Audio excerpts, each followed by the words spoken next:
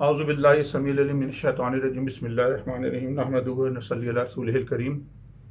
معزز ناظرین، سامعین، حاضرین، السلام علیکم۔ قائد اعظم کا یوم ولادت ہے، آج 25 دسمبر ہے، تو اس حوالے سے میں 2 اپنی گفتگویں آلریڈی ریکارڈ کروا چکا ہوں جو اپلوڈ بھی ہو چکی ہیں۔ ایک عمران خان آن محمد علی جناح، اور ایک حضور علیہ الصلوۃ والسلام کی جو اسپریچول بلیسنگس حضرت قائد اعظم کو حاصل تھیں، اس پر میں نے گفتگو کی، اور creation of Pakistan, the spiritual blessings of prophet Muhammad صلی اللہ علیہ وآلہ وسلم and on Quaid Azam Muhammad Ali Jinnah and creation of Pakistan, یہ تھا اس کا موضوع، یاد آ گیا مجھے۔ تو وہ ان کا لنک بھی میں اس میں دے دوں گا، اور آج پھر میں گفتگو کر رہا ہوں قائد اعظم ہی کے حوالے سے۔ لیکن آج کا جو موضوع ہے وہ ہے قائد اعظم محمد علی جناح اینڈ گاندھی، اور گاندھی، ان کی کمپیریٹیو اسٹڈی تھوڑی سی کروں گا آج، اور گفتگو کروں گا۔ اس کی بنیادی وجہ یہ ہے کہ کچھ عرصہ پہلے ایک فضول سا آدمی ہے پاکستان میں، جو یوٹیوبر ہے، ایسا یوٹیوبر جس کو کسی چیز کا بھی علم نہیں ہے، بنا ہوا عالم دین ہے، لباس خلیا اس نے علماء دین کا، انجینئر کیا نام ہے اس کا، مرزا جہلمی۔ نہ اس کو قرآن کا علم ہے، نہ اس کے پاس حدیث کا علم ہے، نہ فقہ کا علم ہے، نہ عربی زبان و ادب کا علم ہے، نہ اس کے پاس روحانیت اور تصوف کا کوئی علم ہے، نہ تاریخ کا صحیح مطالعہ ہے، نہ سیرت رسول صلی اللہ علیہ وسلم کا کوئی صحیح مطالعہ ہے، اور نہ کنٹمپریری پالیٹکس پر اس کو کوئی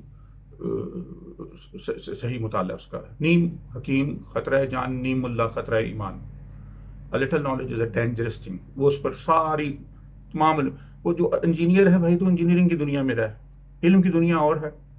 خیر، اس نے کسی جگہ پوڈ کاسٹ میں کہا کہ قائد اعظم محمد علی جناح تو ایسی فضول سا آدمی تھا، ہرزہ سرائی کی، اور گاندھی تو بہت بڑا آدمی تھا، قائد اعظم محمد علی جناح فضول قسم کا لیڈر تھا، ایٹسیٹرا۔ پھر اس نے ایک دن علامہ اقبال کے بارے میں بھی یہ بکواس کی کہ قائد اعظم جو ہیں، علامہ اقبال کو تو مسلمانوں نے ایسی مذہبی اپنا پیشوا بنا رکھا ہے، اور وہ اس قابل ہی نہیں کہ ان کو مذہبی پیشوا بنایا جائے۔ اس جاہل کو پتہ ہی نہیں ہے کہ مودودی صاحب ہوں، یا اسرار احمد صاحب ہوں، یا سید سلیمان ندوی صاحب ہوں، یا ابو الحسن علی ندوی صاحب ہوں، یا مولانا امین احسن اصلاحی صاحب ہوں، یا جاوید احمد غامدی ہوں، یا وہ سارے کے سارے اقبال کو اپنا پیشرو، اپنا امام مانتے ہیں، سارے کے سارے۔ سید مولانا عبد الماجد ریاض سے بہت بڑی بات کی، انہوں نے کہا کہ اقبال باوجود شاعر ہونے کے شاعر نہیں ہے، بلکہ اپنی جو اپنے کلام سے وہ مقام نبوت کی جانشینی کا حق ادا کر رہا ہے، اور مبارک ہیں وہ ہستیاں جو اقبال شناس ہو جائیں۔ یہ کہا انہوں نے، مولانا سید مولانا عبد الماجد ریاض، اتنے بڑے آدمی۔ اس پر میں کسی وقت پھر گفتگو کے اقبال پر نہیں، تو قائد اعظم پر بھی سرائی کی، اس پر کی، پھر عمران خان پر بھی ایک دن اس نے بکواس کی، کئی دفعہ کی، بلکہ نہ اس کو سیاست کا پتہ نہیں کیا بکواس کرتا رہتا ہے آ کے اولیاء اللہ پر۔ اب وہ جیل سے باہر آیا، اس کی ضمانت بھی ہو گئی ہے، لگتا ہے اس کا جو ہے نا وہ جو سافٹ ویئر اپڈیٹ کر دیا گیا ہے، ہفتہ 10 دن سے واپس آ گیا، لیکن بکواس کوئی نہیں کی، بلکہ ایک بیان جاری کیا ہے کہ میں نے تو کبھی اولیاء اللہ کی اور اہل اللہ کی توہین نہیں کی، حالانکہ پوری 10 سال اس نے کام ہی یہ کیا، گھٹیا انسان نے، بلکہ چے انسان جو بہت توہین کرتا ہے اولیاء اللہ کی اور اہل اللہ کی اور اہل علم کی۔ پھر میں نے سوچا کہ میں گفتگو کروں آج قائد اعظم کے اوپر سے، کیونکہ قائد اعظم پر 2 بنا چکا ہوں، تو تیسری اب اس حوالے سے بناؤں، قائد اعظم کی شخصیت کے اس پہلو پر کہ گاندھی کیا تھا اور قائد اعظم کیا تھے۔ اور تیسری جو شخصیت ہے عمران خان، اقبال میرے چم، میرے محبوب، قائد اعظم میرے لیڈر اور میرے محبوب، اور عمران خان اس زمانے میں، ہمارے زمانے میں موجود ہے۔ ان تینوں کے اوپر جب کوئی ناجائز تنقید کرتا ہے تو میں، اور بدتمیزی کرتا ہے، ہرزر سرائی کرتا ہے، تو ان تینوں کے اوپر میرا جو پارا ہے نا وہ بڑھ جاتا ہے، یعنی جو مرکری ہے، مرکری جو میرا ریز کر جاتا ہے، قومی ملی غیرت و حمیت کے باعث۔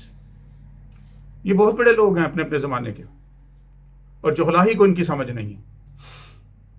یا کام علم ہے یا جاہل ہیں، دو ہی وجہ ہو سکتی ہے، یا متعصب ہیں، تین چیزیں ہی ہو سکتی، چوتھی کوئی چیز نہیں. یا کام علم ہے، ایسے لوگ جو قائد اعظم اقبال اور عمران کے حوالے سے فضول بکواس کرتے ہیں، یا کام علم ہے، یا جاہل ہیں، یا متعصب ہیں. تیسری کوئی کیٹیگری نہیں ہو سکتی، تیسری کوئی کیٹیگری نہیں ہو سکتی.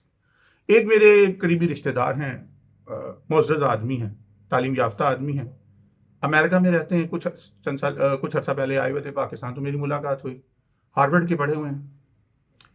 تو ان سے میری بات ہوئی تو انہوں نے بھی قائد اعظم کے بارے میں کہا کہ قائد اعظم بڑے لیڈر تھے، لیکن گاندھی تو ان سے بھی بڑا لیڈر تھا. میں حیران ہو گیا، چونک گیا یہ بات. لیکن مجھے سمجھ آ گیا کہ ان کا پروفیشن کیونکہ آئی ٹی ہے یا بزنس ایڈمنسٹریشن ہے، تو ہسٹری کا ان کو کیا معلوم ہے، ہسٹری پر کتنا وقت صرف کیا ہوگا انہوں نے. اور پروپیگنڈے کی دنیا ہے، یہ پروپیگنڈے کی دنیا ہے. ہندوستان والوں نے گاندھی کو پروجیکٹ کیا ہے، پروپیگنڈا کیا ہے، پچھلے 70 سال سے، 78 سال سے، 80 سال سے کر رہے ہیں. دیٹس فائن، ان کا لیڈر ہے، ان کو حق ہے، یہ ان کا حق ہے.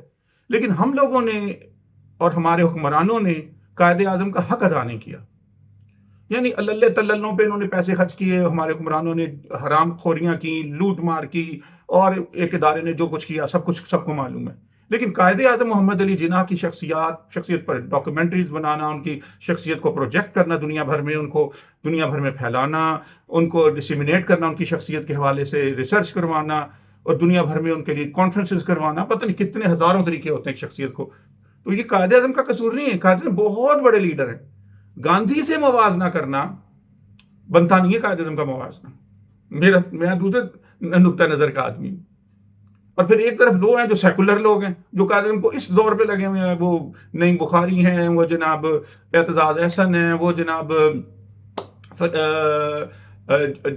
جلال، کیا نام ہے، ڈاکٹر جلال، عائشہ جلال، اور اسی قسم کے دوسرے ڈاکٹر مبارک علی، یہ سارے لوگ. پھر محمد علی مرزا جیسا فضول آدمی بھی آ گیا، وہ بھی بڑ کرتا رہتا ہے. تو پھر میرے لیے یہ ضروری تھا.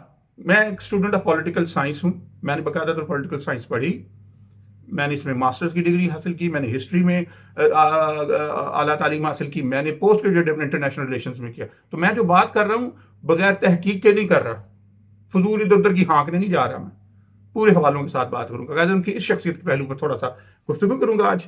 تو اب میں براہ راست اپنے موضوع کی طرف آ رہا ہوں.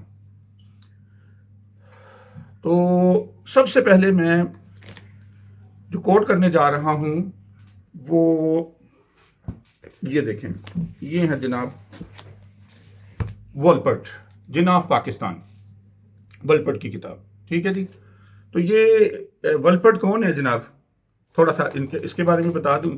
وولپرٹ جو ہے جناب، یہ پیدا ہوا 23 دسمبر 1927 کو بروکلن، نیو یارک میں.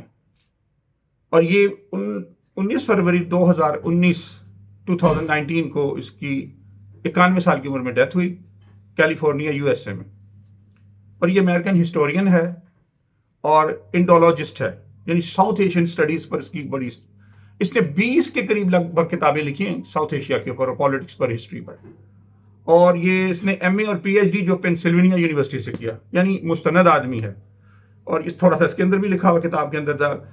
Stanley Wolpert, one of the America's foremost expert on South Asia, is professor of history at the University of California at Los Angeles. His book, including Roots of Confrontation in South Asia, A New History of India, Morley and India, 1906-1910, or 9 Hours to Rama and Tilak Gokhale,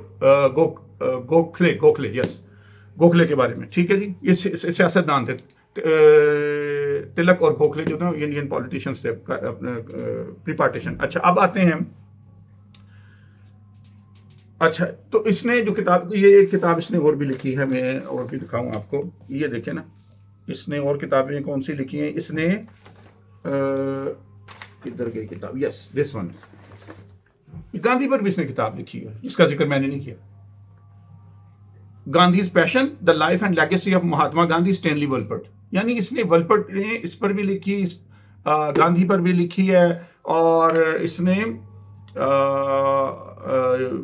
Bhutto پہ بھی لکھی ہے. اور یعنی وہ south Asia پہ بڑا expert تھا. یعنی امریکہ میں، دنیا میں اگر ویسٹ کے اندر دو چار سب سے بڑے ساؤتھ ایشیا اور ہسٹری آف ساؤتھ ایشیا پر وہ اتھارٹی تھے، وہ ان میں سے ون آف دیم تھا 20ویں صدی کے اندر. ٹھیک ہے جی. اور ابھی 2019 میں اس کا انتقال ہوا. یہ میرے پاس جو ایڈیشن ہے، یہ والا ایڈیشن 2003 کا میرا خیال ہے، آئی تھنک 2001 کا ایڈیشن ہے اس وقت جو میری کتاب ہے. ٹھیک ہے نا، آکسفورڈ والوں کا ایڈیشن، آکسفورڈ یونیورسٹی پریس کا. تو اس نے گاندھی پر بھی کتاب لکھی ہے. تو یہ وہ آدمی نہیں ہے جو کوئی جذباتی سا آدمی ہے اور فضول سا آدمی ہے جس نے ادھر ادھر کی چلتی پھرتی کتاب لکھ دی ہے. اتھارٹی ہے اس کے اوپر. اچھا، یہ گاندھی کی بات بھی ہو گئی. اب میں اس کے بارے اور اس نے بھٹو پر بھی کتاب لکھی ہے، اسٹینلی ولپرٹ نے، Zulfi Bhutto, his life and Times of Bhutto. یہ کتاب، یہ میرے پاس ایڈیشن کون سا ہے اس کا میں آپ کو پہلے بتاتا ہوں. اس کی خاص بات، یہ 1993 کا ایڈیشن ہے. یہ اصل میں میری کتاب نہیں تھی، اب تو یہ میری قبضے میں ہے. اور یہ two prime minister of Pakistan Benazir Bhutto, a woman without home my life would have been, plus لکھ کے آگے، would be dark and meaningless. یہ جو ہے یہ فرام سید ہاشم مہدی، ٹھیک ہے جی، نے بے نظیر کو گفٹ کی تھی. اور یہ وزیر اعظم تھا، اس سے چلتے چلاتے پھر میرے پاس آ گئی. فیڈرل گورنمنٹ منسٹر تھا یہ، minister of finance and economics affairs, government of Pakistan, home department. یہ جی یہ کتاب ہے اس کے. یہ وزیر اعظم ہاؤس سے کتاب چلی تھی، چلتے چلتے اس کی لمبی کہانی ہے، یہ وہاں سے کیسے نکلی اور کہاں مجھ تک کیسے پہنچی. تو یہ بے نظیر کی پرسنل کاپی ہے جو میرے ہاتھ میں ہے اس وقت.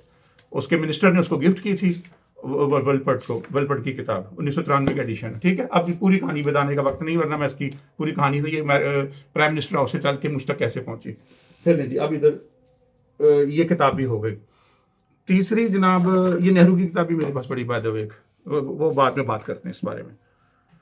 اب ہم یہ دیکھتے ہیں کہ ولپرٹ نے کیا کہا ہے، جس نے سب کے گاندھی پر لکھا، نہرو پر لکھا، جس نے ساؤتھ ایشیا پر انڈیالوجسٹ پر وہ اتھارٹی تھا، ساؤتھ ایشیا پر اتھارٹی تھا وہ، اور امریکن پروفیسر تھا. ٹھیک ہے جی، اتنی ساری کتابیں لکھنی، more than 20 books on this region and personalities, famous politician اور personalities of this region.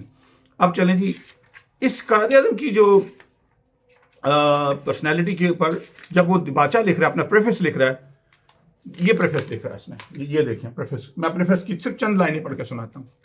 یہ پریفیس کمپیٹیٹیو ایگزام جو پاکستان میں ہو رہے تھے 2000 صدی کے شروع میں، آج سے 20 سال پہلے کی بات، تقریباً 20 سال پہلے کی بات. تو میرے استاد نے پیپر بنایا تو انہوں نے کہا سجاد مجھے کوئی اس میں پیراگراف چاہیے جو میں نے اس میں ڈالنا ہے ٹرانسلیشن کے لیے، اردو کے لیے. تو تم کمپٹیشن کے ایگزام تھے، CSS کے تھے، کمپٹیشن کے ایگزام تھے. یس، تو تم مجھے کوئی کوٹیشن دے دو. بلیتھو وغیرہ نے لکھا تھا قائد اعظم. میں نے کہا بلیتھو کو چھوڑے، میں آپ کو ایک اور دیتا ہوں. میں نے پھر یہ کتاب میں سے کوٹیشن، اور یہ اس سال جو پیپر میں آیا تھا ایڈیشن، یہ میں نے ہی ان کو دیا تھا، اور انہوں نے اس سال CSS کے ایگزام میں دیا تھا، اور یہ چھپا تھا پھر اس وقت. ٹھیک ہے جی. تو اب میں گفتگو کرتا ہوں یہی والے جو میں نے یہ 20 سال پہلے میں نے دیا تھا، آج تقریباً 20 سال پہلے، 18-20 سال پہلے، 19 سال پہلے کی بات ہے. اور یہ پیپر میں بھی آیا تھا، یہ والا کوٹ میں نے دی تھی اس کے اندر. خیر، اب میں آتا ہوں موضوع کی طرف. قائد اعظم کیا کہتے ہیں؟ وہ قائد اعظم کے بارے میں لکھتا ہے، few individuals significantly alter the course of history. کچھ ہی لوگ ہوتے ہیں، معدود چند ایسے لوگ ہوتے ہیں جو تاریخ کا دھارا ہی بدل دیتے ہیں. یہ کہہ رہا ہے وہ. few still modify the map of the world. ان سے بھی تھوڑے ایسے ہوتے ہیں جو دنیا کے نقشے کو تبدیل کرتے ہیں. ہارڈلی اینڈ بمشکل ہی ایسے لوگ ہو سکتے ہیں، کین بی کریڈیٹڈ، جن کو کریڈٹ جاتا ہے کس چیز کا، وتھ کریٹنگ نیشن اسٹیٹ، وہ جو ایک قومی ریاست کو تخلیق کرتے ہیں. محمد علی جناح ڈڈ آل تھری. یہ کمال فکرہ لکھا ہے، دل خوش ہو گیا. یہ ایسا لیڈر ہسٹری کے اندر یہ 3 کام کرتے ہیں لیڈرز. یا وہ کیا کرتے ہیں، تاریخ کا دھارا بدلتے ہیں، یا وہ کیا کرتے ہیں، میپ آف دا ورلڈ بدلتے ہیں، یا یہ کہ وہ نیشن سٹیٹ بناتے ہیں. محمد علی جناح وہ عظیم ترین 20ویں صدی کا لیڈر ہے جس نے یہ تینوں کام کر کے دکھا دی. ایک ہی لیڈر نے تینوں کام کر دی، ایک ہی لیڈر نے یہ تینوں کام کیے ہوئے ہیں. آگے چلیں. وہ کہتا ہے hailed as great leader، ان کو کہا جاتا تھا قائد اعظم. ٹھیک ہے نا، Quaid Azam of Pakistan, its first governor general, Pakistan کے پہلے گورنر جنرل تھے. جناح virtually conjured the country into statehood by the force of indomitable will، غیر متزلزل will کے ساتھ، ارادے کے ساتھ انہوں نے کیا کیا، حقیقتاً ایک عملی لحاظ سے ایک کیا کر دیا انہوں نے، ایک country into statehood by the force of his, اپنی طاقت سے، جو ان کی طاقت تھی، ول پاور تھی، جو ان کی طاقت تھی ارادے کی، جو غیر متزلزل ارادے کی طاقت تھی، اس سے انہوں نے ایک کنٹری، ایک اسٹیٹ ہوڈ بنا دیا، انہوں نے ریاستی تخلیق کر دی انہوں نے. پھر آگے کہتے ہیں اس place of primacy in Pakistan history looms like a lofty minaret. ان کی جو ان کا جو مقام ہے پرائمیسی، اس کی جو پرائمیسی ہے، اس کی جو بنیاد ہے، جو وہ اتنی اہم ہے، کہ اتنا اہم ہے وہ کہ ان پاکستان ہسٹری کے لومز لائک اے لافٹی مینرٹ، کہ وہ ایک لافٹی مینرٹ کی طرح، ایک مینار کی طرح کھڑے ہوئے، مینار کی طرح کھڑے ہیں بر صغیر کی ہسٹری میں وہ. Over the achievements of all his contemporaries, اس زمانے کے جتنے بھی لیڈر تھے. اس میں یہ بھی تھا میرا گاندھی، جس کے بارے میں میرے ایک عزیز نے بھی کہا، اور اس نے بھی کہا، فضول آدمی نے، محمد علی مرزا نے بھی بولا تھا کہ وہ تو فضول ایسے، گاندھی بڑا لیڈر تھا. وہ کہتے ہیں وہ کس طرح سے looms like a lofty minute over the achievements of all his contemporaries in the Muslim League. Yet Jinnah began his political career as a leader of India's National Congress. وہ اس نے باقاعدہ نے اپنی سیاسی زندگی کا آغاز، اپنے کریئر کا آغاز جو کیا تھا، وہ ایک یعنی آل انڈیا مسلم لیگ سے کیا تھا. انہوں نے مسلم لیگ سے تھوڑی کیا تھا، آل انڈیا مسلم لیگ سے کیا تھا. ٹھیک ہے جی. Until after world war one, پھر جب فرسٹ ورلڈ وار کا آغاز ہو گیا تو کیا ہوا؟ Remained India's best ambassador of Hindu Muslim unity. اس وقت تک وہ جو تھے نا ہندو مسلم یونٹی کے، بھائی چارہ جو تھا نا، ہندو مسلم یونٹی اور اتحاد اور یکجہتی کی جو بات ہوتی تھی، اس کے بڑے ایمبیسڈر تھے. Ambassador of Hindu Muslim unity کہا جاتا تھا ان قائد اعظم محمد علی جناح کو. آگے وہ چل کے کہتے ہیں as enigmatic a figure as Mahatma Gandhi, یعنی قائد اعظم کسی طور پر بھی وہ اتنے ہی انگمیٹک تھے، اتنے ہی چیستانی تھے، اتنے ہی بڑے تھے جتنا کہ گاندھی تھا. وہ یہ کہہ رہا ہے، حالانکہ جو لوگ کہتے ہیں کہ گاندھی بڑا تھا، تو وہ یہ کہہ رہا ہے کہ اس سے کم نہیں تھے قائد اعظم محمد علی جناح. حالانکہ میں ابھی جو بات کرنے جا رہا ہوں، میرا موقف یہ نہیں ہے، میرا موقف قائد اعظم اس سے بھی بڑے تھے. لیکن کم از کم اس نے یہ تو اقرار کیا کہ وہ اتنے ہی انگمیٹک تھے جتنا کہ گاندھی انگمیٹک تھا، اتنے ہی چیستانی تھے، اتنے ہی اٹریکٹیو تھے، اتنے ہی لوگوں کو کھینچتے تھے، اور اتنے ہی انگمیٹک تھے. چلیں آگے چلیں. پھر وہ کہتا ہے گاندھی مور پاورفل دین پنڈت نہرو، اور پنڈت نہرو سے تو وہ پاورفل تھے. اگر کوئی اس قریب ہی پھٹکتا تھا نا اگر قائد اعظم کے، تو وہ نہرو جیسے لوگ نہیں تھے. یہ ہے نہرو کی کتاب مائی ڈسکوری آف انڈیا. ٹھیک ہے جی. تو وہ کہتا ہے کہ قائد اعظم تو مور پاورفل تھے. وہ نہرو اس درجے کا آدمی نہیں تھا. اگر کوئی تھا تو وہ صرف گاندھی تھا، قائد اعظم کے برابر آ سکتا تھا بس، اور پوروں کے لفٹی مینرٹ کی طرح کھڑے تھے. اللہ اکبر. بات سمجھ آئی ہے؟ محمد علی مرزا صاحب اور امریکہ کے تعلیم یافتہ میرے برادری عزیز یہ کہہ رہا ہے، یہ ہسٹری ہے. یہ پاکستانی مصنف کوئی لوکل بندہ نہیں لکھ رہا، اور تاریخ کا اتنا بڑا پروفیسر 20ویں صدی کا، جس نے 20 سے زائد کتابیں لکھی بر عظیم کے اوپر، سب کانٹیننٹ کے اوپر شخص ہے. گاندھی پر بھی لکھا اس نے، نہرو پر بھی لکھا اس نے، ذوالفقار علی بھٹو پر بھی لکھا، جس نے 20 کتابیں انڈیا پر لکھ ماری. سمجھ آ گئی میری بات؟ اب آگے چلتے ہیں. Little knowledge is a dangerous thing. فتویٰ نہیں جاری کرتے، فوراً تحقیق کرتے ہیں. ہر آدمی کا ایک شعبہ ہے، وہ اپنے شعبے سے جب باہر نکلتا ہے تو اس کو مسائل کھڑے ہو جاتے ہیں.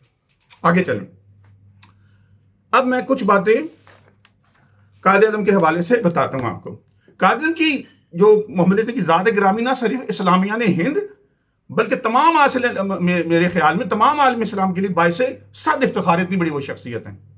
اتنا بڑا صاحب بصیرت، با کردار مسلمان رہنما، صدیوں سے ناپید تھا، صدیوں سے ناپید تھا. اتنا بڑا لیڈر پیدا ہی نہیں ہو رہا تھا اس ریجن کے اندر. وہ ایک فلسفہ، ایک جہاد، ایک تاریخ، ایک قیادت، ایک تحریک، ایک تدبیر اور ایک جذبہ تھے. سیرت و کردار کے گلشن خزاں رسیدہ میں شجاعت، صداقت، امانت، دیانت، عدالت، فراست، استقامت اور ارادت کے گلہائے رنگا رنگ انہوں نے اگائے تھے. اسوائے خلفائے راشدین، اور اسوائے، بلکہ میں کہوں گا اسوائے انبیاء، اسوائے انبیاء، انبیاء کا پیروکار تھا محمد علی جناح، اور خلفائے راشدین کا پیروکار تھا. وہ کو تازگی بخشی تھی اس نے. مسلمانوں کو غیور، منفرد، منظم و باصول قوم کے طور پر زندہ تابندہ رہنے کا سلیقہ بخشا تھا. یہ ہے محمد علی جناح میری رائے میں، اور دو قومی نظریہ یا جو فلسفہ تھا یا فلسفی تھی یا آئیڈیالوجی تھی، اس وقت سب لوگ منکر تھے نا، قائد اعظم نے اس کو انیشیٹ کیا اور پھر اس کو آگے لے کر گئے۔ اس کے علاوہ صوبائیت، لسانیت، سیکولرزم کے دائی اپنے اپنے موقف، یہ جو لوگ دو قومی نظریہ کو نہیں مانتے، کیونکہ اس کی بنیاد کیا ہے؟ اس کی بنیاد دین ہے، دین ہے، دین سے چیڑا تو سیکولر آدمیوں کو، تو وہ دو قومی نظریے کے ہمیشہ سے منکر ہوتے ہیں یہ لوگ۔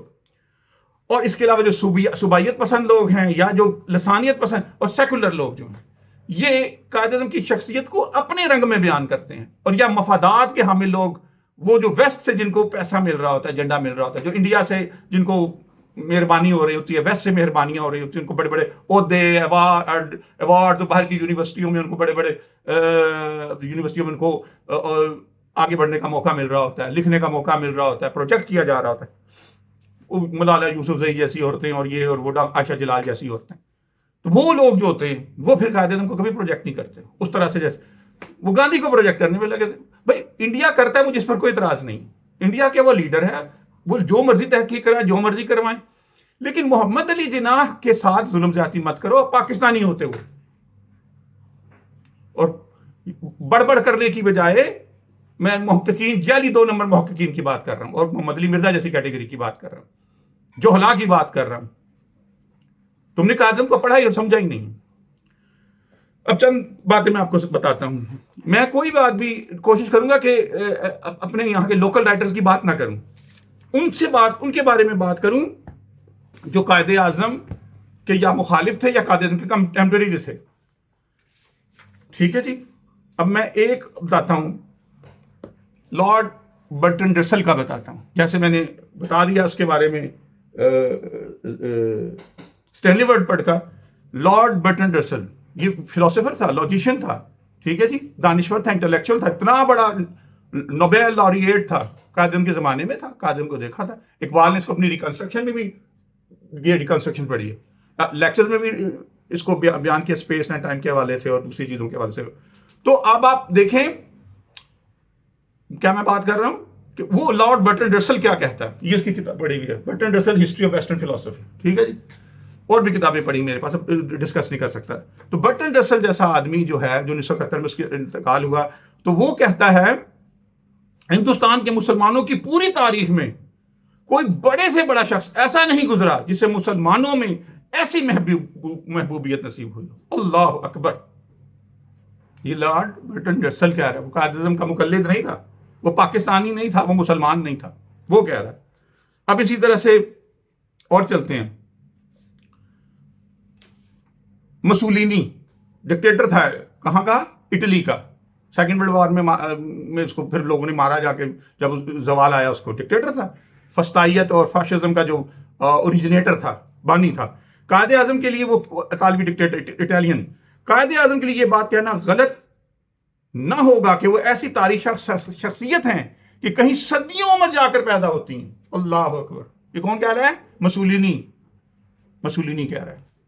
اب آئیں چلیں برطانیہ میں چلتے ہیں۔ برطانیہ کے اب ایک فلاسفر کا بھی بتا دیا جو سب سے بڑا برطانیہ کا فلاسفر ہے۔ 20ویں صدی میں برطانیہ نے فلسفے کی دنیا میں لارڈ برٹن رسل سے بڑا آدمی پیدا ہی نہیں کیا، اور ابھی تک نہیں پیدا ہوا۔ وہ کیا کہہ رہا تھا اب آپ کو بتا دیا۔ اب میں ان کا برطانوی وزیر اعظم سر ونسٹن چرچل کئی کتابوں کا مصنف تھا، وہ للو پتو ٹائپ کا آدمی نہیں تھا، اور ہندوؤں اور ہندوستانیوں سے شدید نفرت کرتا تھا۔ ہندوؤں اور ہندوستانیوں سے شدید نفرت کرتا تھا۔ لاکھوں میلینز میں اس نے بنگالی مروا دیے تھے فیمائن کر کے، اس ڈیٹیل میں نہیں جاتا، اتنی شدید نفرت، اور اتنے گھٹیا لفظ استعمال کرتا ہے انڈینز کے لیے کہ انسان کو حیرت ہوتی کہ کتنی وہ شدید نفرت تھی اس کو۔ ہم صرف یاد کرتے ہیں ہٹلر کو کہ پتہ نہیں اس نے کتنے جوز مروا دیے، کہ مروائے کہ نہیں مروائے، لیکن یہ کنفرم ہے کہ کس نے کتنے مروائے تھے، تاریخ میں سب کچھ درج ہے۔ اس کو اتنی شدید، اس کے لیے کسی ہندوستانی لاکھوں ہندوؤں کا مر جانا یا لاکھوں ہندوستانیوں کا مر جانا اس کے لیے کوئی معنی ہی نہیں رکھتا تھا، تو یہ اسی کام کے لیے پیدا ہوئے، مارو ان کو۔ تو وہ ونسٹن چرچل جو نفرت کھاتا تھا اہل ہند سے، وہ دیکھیں جب باوجود اپنی نفرت کے جو اہل ہند کے ساتھ تھی، وہ قائد اعظم کے بارے میں کیا کہتا ہے سر ونسٹن چرچل۔ اور یہ بہت بڑا آتھر تھا. اس کی آٹو بایوگرافی لکھی اس نے, کتابیں لکھی. ہمارا جب میں انٹرمیڈیٹ میں پڑھتا تو فرسٹ ایئر ایٹ ہیرو اس کا سبق بھی تھا ہماری کتاب کے اندر انگریزی کی. فرسٹ ایئر ایٹ ہیرو اسی کی کتاب میں سے وہ ایک حصہ تھا. جو اس کی کتابیں میرے پاس تھیں ایک زمانے میں, اب مجھے ضرورت نہیں رہی ان چیزوں کی, اب ان چیزوں سے گزر گیا. وہ کہتا ہے کہ قائد اعظم ایک بہترین سیاستدان ہے, تعریف کر رہا ہے بڑے صغیر کی. اس کو گاندھی سے بھی نفرت تھی, اس کو سب سے نفرت تھی, وہ ان کو کیڑے مکوڑے سمجھتا تھا. لیکن جب قائد اعظم کے بارے میں اس نے گفتگو کی تو کیڑے مکوڑوں والی گفتگو نہیں کی اس نے. وہ کیڑے مکوڑے کہتا تھا ان کو, انسیکٹس کہتا تھا ان کو, اہل ہند کو. وہ کہتا ہے کہ قائد اعظم ایک بہترین سیاستدان ہے, وہ بڑے ذہین و فتین آدمی ہیں. ونسٹن چرچل جو کیڑے مکوڑے کہتا تھا اہل ہند کو, اس عظیم لیڈر کی یاد کو میں کبھی فراموش نہیں کر سکتا. سمجھ آئی؟ وہ گاندھی کو کیڑا مکوڑا کہتا تھا, لیکن جب قائد اعظم کی بات ہوئی, باوجود اپنے سارے تعصب, سارے بائسڈ اور اہل ہند سے اس کی نفرت کے, وہ کیا کہتا ہے, اس عظیم لیڈر کی یاد کو میں کبھی فراموش نہیں کر سکتا. وہ عظیم لیڈر تھا. یہ ہے کہ خوشبو خود بولے کہ میں کیا ہوں, ٹھیک ہے, اور دوسرے بولیں کہ کیا ہے. خوشبو خود نہ بولے, دوسرے بولے, اس کے دشمن بولیں کہ تو وہ کیا تھا. کبھی اس نے ونسٹن چرچل نے گاندھی کے لیے یہ لفظ استعمال کیے. آگے چلیں. امریکی صدر ٹرومین, پریزیڈنٹ آف امریکہ ٹرومین کیا کہتا ہے, میں 7 عظیم شخصیات کی زندگی کے قلم بند کر چکا ہوں, میں 7 لیکن جس احترام اور خلوص کا احساس میں قائد اعظم کی نسبت کرتا ہوں. بھائی جان آپ امریکہ میں رہتے ہیں, یہ ٹرومین کہہ رہا ہے. کون کہہ رہا ہے؟ ٹرومین کہہ رہا ہے. لیکن جس احترام اور خلوص کا احساس میں قائد اعظم کی نسبت کرتا ہوں وہ کسی شخصیت کی نسبت نہیں کر سکتا. 7 عظیم شخصیات کے بارے میں لکھ رہا ہوں, لیکن جو قائد اعظم کی شخصیت کی نسبت میرا احترام ہے اور خلوص ہے میرے اندر, وہ میں کسی اور کے لیے کر ہی نہیں سکتا. پریزیڈنٹ آف امریکہ ٹرومین. جناح اب تک میرے احساسات میں اس طرح زندہ ہیں گویا وہ اب تک میرے قلب و دماغ کے بہترین ساتھی. میں انگریزی میں جان بوجھ کے کوٹس نہیں پڑھ رہا, کیونکہ انگریزی میں پڑھوں گا تو پھر اردو میں بھی پڑھنا پڑے گا, پھر اردو پھر انگریزی, لمبی ہو جاتی بات. ان کا دل بہت سرد لیکن دماغ بہت روشن تھا. کول ہارٹیڈ سے, بالکل چیز کا تجزیہ کرتے وقت, بالکل ایموشنل آدمی نہیں تھے, اور دماغ بہت روشن تھا. ٹھیک ہے جی. اب امریکی وزیر خارجہ قائد اعظم کے زمانے کا جارج مارشل کیا کہتا ہے؟ کہتا ہے مسٹر محمد علی جناح بنی نو انسان میں یکتا لیڈر تھے, یونیک لیڈر تھے. بنی نو انسان میں ہول ہیومینٹی. ایسے صاحب فہم کی رہنمائی کا ختم ہو جانا نہ صرف ان کے اپنے ملک کے لیے بڑا صدمہ ہے بلکہ اقوام عالم بھی اسے محسوس کریں گی. یعنی اتنا بڑا یہ لیڈر, یہ مسلمانوں کا لیڈر یا پاکستان کا یا ہندوستان کا لیڈر نہیں ہے. اس کی موت دراصل عالم انسانیت میں ایک بہت بڑے انسان کی موت واقع ہو گئی. اتنا بڑا آدمی مر گیا آج. وہ اپنے لوگوں اور پاکستان کے سیاستدانوں کے لیے انہماک, خدمت اور نصب العین کی ایسی مثالیں چھوڑ گئے ہیں جو پاکستانیوں کو بین الاقوامی معاملات میں تعمیری کام پر ابھارتی رہے گی. اب آگے چلیں. ڈاکٹر امبیڈکر بہت پڑھا لکھا آدمی تھا. ڈاکٹر امبیڈکر یہ اچھوت رہنما تھا اور اسی نے کانسٹیٹیوشن آف انڈیا لکھا. اتنا بڑا آدمی تھا امبیڈکر. پتہ نہیں 8-10 تو زبانیں یہ جانتا تھا. دنیا کے کتنے مذاہب پر اس نے اسٹڈی کی تھی, کتنے اس نے پی ایچ ڈی کی. جس یونیورسٹی میں امریکہ میں پڑھتا تھا وہاں پر اس کا بت بنا کے لگایا ہوا انہوں نے کہ اتنا بڑا آدمی پیدا ہوا تھا ڈاکٹر امبیڈکر. اب ڈاکٹر امبیڈکر قائد اعظم کے بارے میں کیا کہتا ہے؟ یہ قائد اعظم کا فالوور نہیں تھا. وہ کہتا ہے مسٹر جناح اپنے ارادوں اور رائے میں سخت ہیں. یقین کے ساتھ کہا جا سکتا ہے کہ جناح کسی قیمت پر بھی انگریز کے اعلی کار نہیں بن سکے. یہ ان کا فالوور نہیں تھا, مسلم لیگی نہیں تھا, ہندو تھا. وہ اتنا پڑھا لکھا آدمی جو پتہ نہیں کتنی پی ایچ ڈیز کی ہوئی تھی اس نے. یہ ہندوستان کے سب سے 32-34 ڈگریز تھی اس کے پاس. فلسفہ, لا, پتہ نہیں کیا کچھ اس بندے نے پڑھا تھا. وہ اس کے لیے الگ مجھے موضوع پر گفتگو کرنی پڑے. یہ انڈیا کے سب سے زیادہ پڑھے لکھے دانشوروں میں سے تھا. وہ کہتا ہے کہ یہ جو کہتے ہیں قائد اعظم تو اعلی کار تھے کس کے؟ انگریزوں کے. وہ کہتا ہے دشمن کہہ رہا ہے قائد اعظم کا کہ جناح کسی قیمت بھی انگریز کے اعلی کار نہیں بن سکتے. یہ ان کے سٹوج نہیں ہیں, یہ چمچے نہیں ہیں.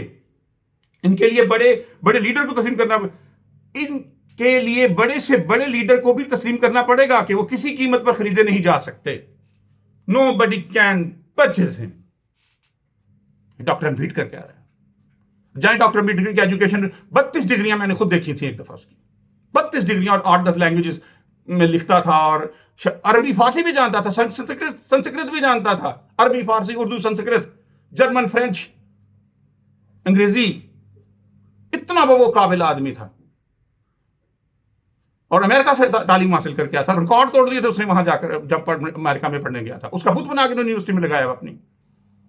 اب آئیں جی علامہ عنایت اللہ خان مشرقی، تذکرہ والی جنہوں نے تذکرہ لکھا، ٹھیک ہے، قائد اعظم کے سخت مخالف تھے، قائد اعظم کے سخت مخالف تھے علامہ عنایت اللہ خان مشرقی، کیمبرج یونیورسٹی کے پڑھے ہوئے تھے، 3 ٹرائپوز ایک ساتھ کرنے والے انہوں ریکارڈ ہولڈر، قائد اعظم کے سخت مخالف، لیکن اس کے بارے میں وہ کیا کہتے ہیں قائد اعظم کے بارے میں؟ پولیٹیکلی ان کے دشمن تھے، رائول تھے ان کے، لیکن اور انہی کے ایک بندے نے قائد اعظم پر قاتلانہ حملہ کیا تھا، خاکسار کے بندے نے، اور قائد اعظم کو چھرا گھونپنے کے لیے، اور قائد اعظم نے آگے بڑھ کر اس کا ہاتھ روک دیا تھا اور بچے، اللہ تعالیٰ نے محفوظ کر دی۔ قائد اعظم نے اتنی زور سے اس کا ہاتھ پکڑا، اس کا جب چھرا گھونپنے لگا پیٹ میں، قائد اعظم نے اس کا فوراً ابرٹلی اس کا ہاتھ پکڑ لیا اور وہ چھڑا نہیں سکا پھر ہاتھ، ورنہ انہی کی پارٹی کا وہ آدمی تھا جو قائد اعظم کو قتل کرنے کے لیے کیا تھا۔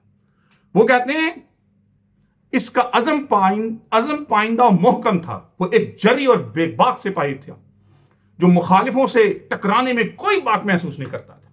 یہ کون کہہ رہا ہے؟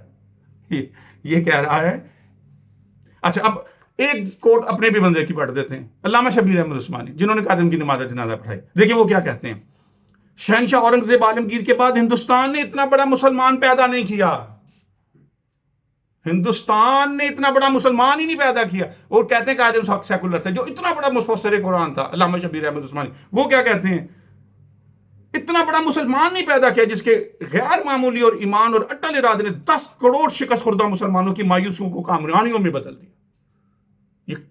یہ سیکولر کے بارے میں بول رہے ہوں، وہ کہتے ہیں مسلمان ہندوستان، شہنشاہ اورنگزیب عالمگیر پر ہندوستان نے اتنا بڑا مسلمان ہی نہیں پیدا کیا۔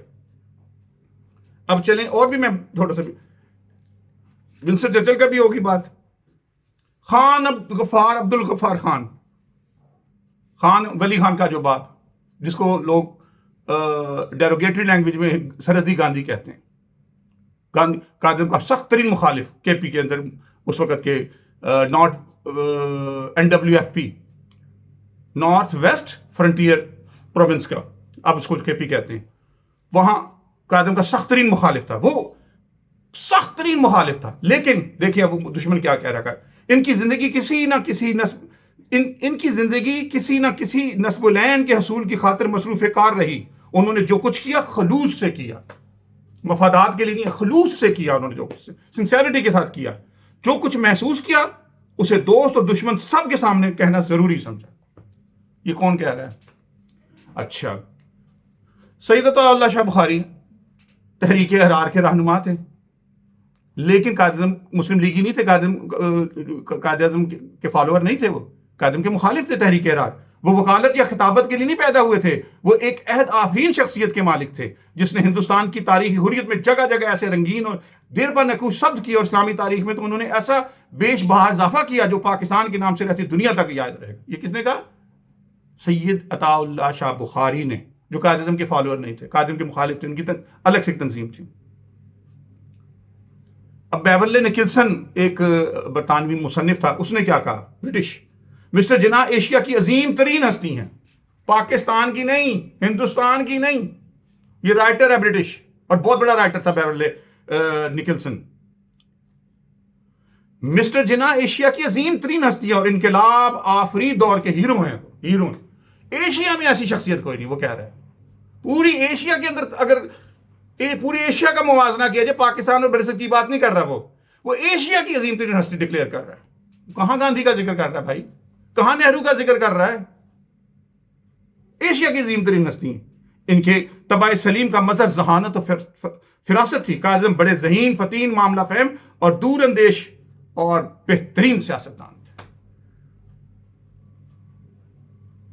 اب آغا خان، سر آغا خان، یہ فرقہ اسماعیلیہ جو ہے اس کے روحانی جو اسپریچول جو رہنما ہوتے ہیں، ان کے جناح کسی بھی طاقت کے آگے جھکنا گناہ عظیم سمجھتے تھے، وہ کسی انسان کے آگے نہیں جھکتا تھا، کسی طاقت کے آگے نہیں جھکتا تھا، وہ ایک لحاظ سے نہایت خوش نصیب سیاستدان تھے، کیونکہ مسولینی جیسے سیاستدانوں کو اپنی زندگی میں ناکامی کا منہ دیکھنا پڑا، جبکہ قائد اعظم نے اب دیکھیے قائد اعظم کہتے تھے وہ لوگ، عزت سے نام لیتے تھے، جبکہ قائد اعظم نے ہر محاذ پر انگریز اور ہندوؤں کی شکست دی. ٹھیک ہے. اب پنڈت جواہر لال نہرو کا بھی تھوڑا سا ذکر کر دوں. پنڈت جواہر لال نہرو قائد اعظم کا بڑا احترام کرتا تھا. وہ کسی وقت پھر نہرو اور قائد اعظم پر جب گفتگو کروں گا. انسان کا قیمتی سے قیمتی سرمایہ یہی ہے کہ وہ اعلیٰ سیرت اور عمدہ کردار کا مالک ہو.